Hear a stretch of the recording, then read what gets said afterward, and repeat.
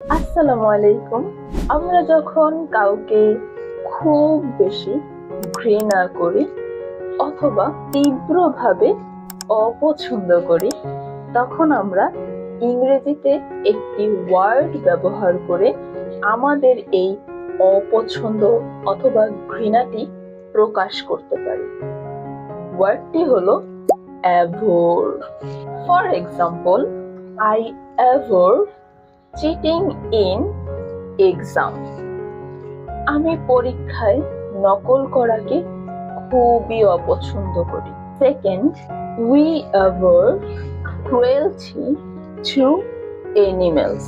আমরা পশুদের প্রতি নিষ্ঠুরতাকে খুবই ঘৃণা করি। এক কথায়, abhor means to strongly hate something wrong or bad.